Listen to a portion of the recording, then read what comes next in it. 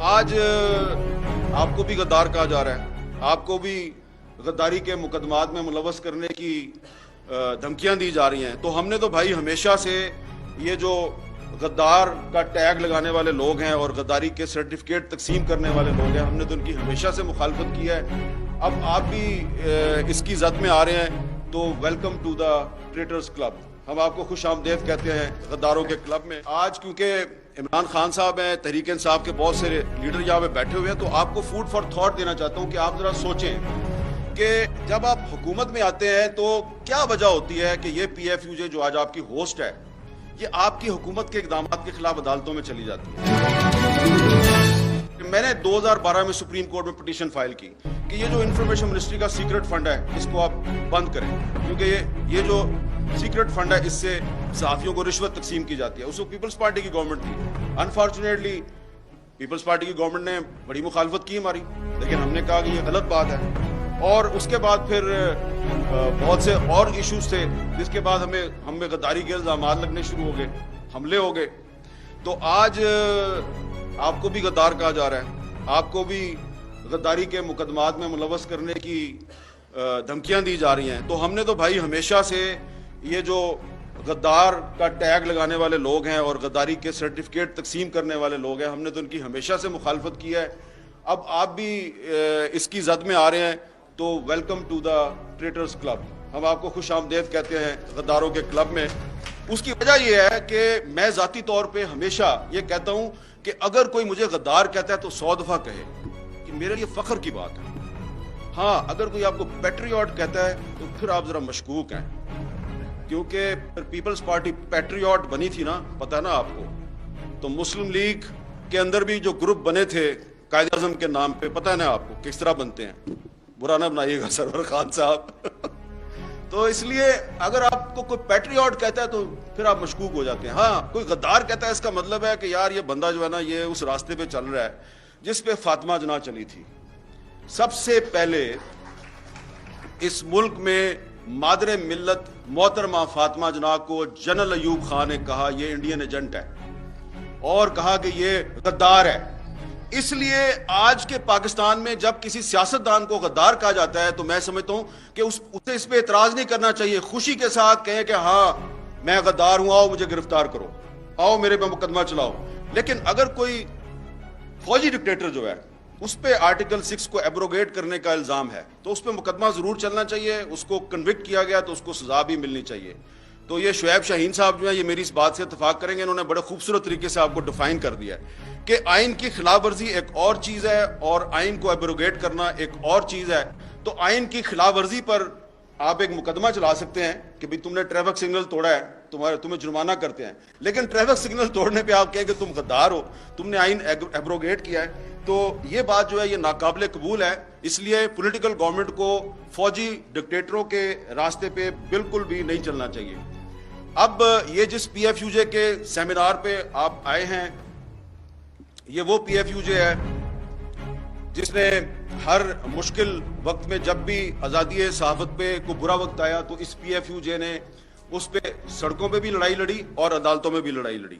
تو اس لیے میں آج کیونکہ عمران خان صاحب ہیں، تحریک انصاف کے بہت سے لیڈر یہاں پہ بیٹھے ہوئے ہیں، تو آپ کو فوڈ فار تھاٹ دینا چاہتا ہوں کہ آپ ذرا سوچیں کہ جب آپ حکومت میں آتے ہیں تو کیا وجہ ہوتی ہے کہ یہ پی ایف یو جے جو آج آپ کی ہوسٹ ہے یہ آپ کی حکومت کے اقدامات کے خلاف عدالتوں میں چلی جاتی ہے۔ جیسا کہ آپ کو ہمارے دوست بتا رہے تھے کہ پیکا لا جو ہے یہ جب 2016 میں آیا تو مسلم لیگ نون کی حکومت تھی، اور اس وقت جب ہم نے اس لا کی مخالفت کی پیکا کی تو ہمیں کہا گیا کہ یہ آپ کے پیچھے ڈالر بول رہے ہیں۔ یاد ہے نا آپ کو، وہ ایک منسٹر ہوتی تھی ان کی، انہوں نے کہا آپ کے پیچھے ڈالر بولتے ہیں۔ ہم نے ان کو کہا کہ یہ تم آج 2016 ہے، تم یہ پیکا لا بنا رہی ہو، یہ اسی لا میں تم اندر ہو جاؤ گی۔ اب وہ کہیں نظر ہی نہیں آتی، پتہ نہیں کدھر چلی گئی ہے وہ۔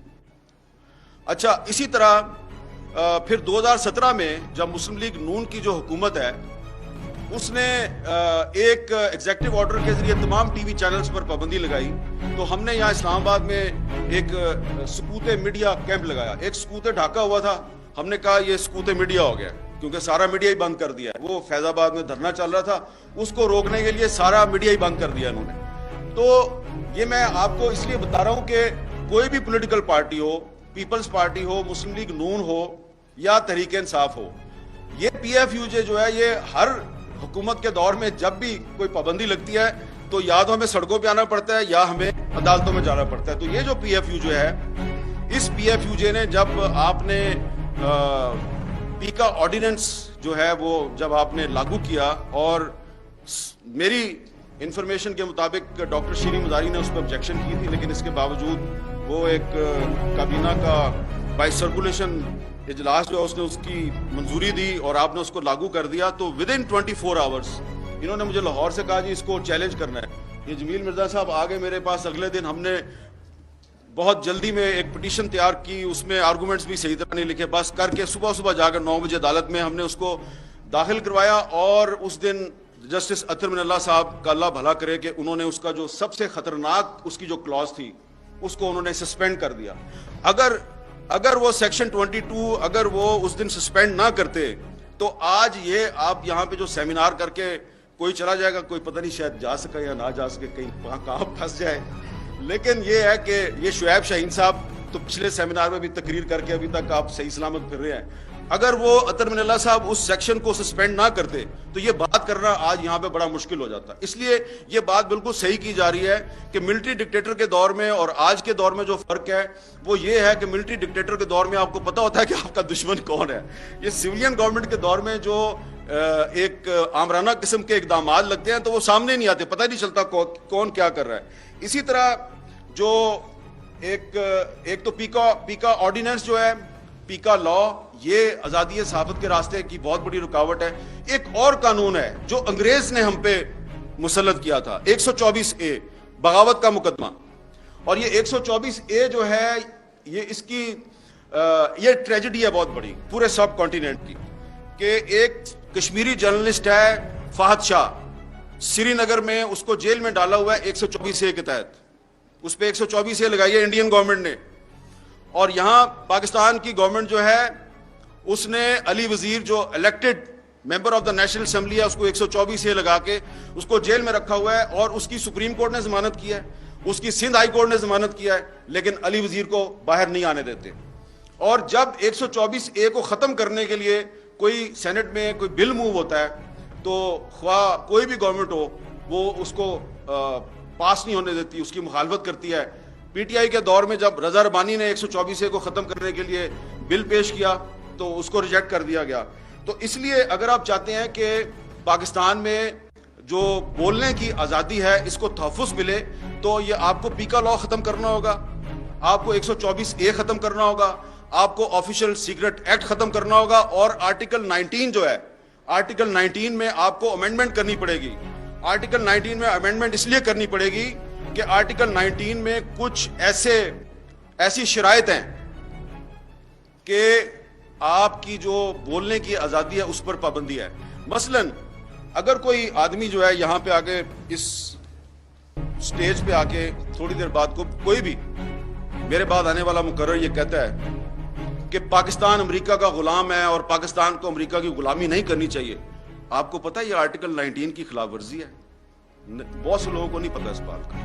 یہ آرٹیکل 19 کی خلاف ورزی ہے کیونکہ آرٹیکل 19 میں انہوں نے ایک چھوٹے سے کچھ الفاظ شامل کیے ہوئے ہیں کہ آپ کسی دوست ملک کے خلاف بات نہیں کر سکتے. تو اب دوست ملک کون ہے بھائی؟ اس کی کیا ڈیفینیشن ہے؟ تو آپ نے اگر مجھے گرفتار کرنا ہے، ابھی میں کہہ دوں کہ امریکہ کی غلامی نامنظور، تو یہ آپ آرٹیکل 19 کے تحت مجھے گرفتار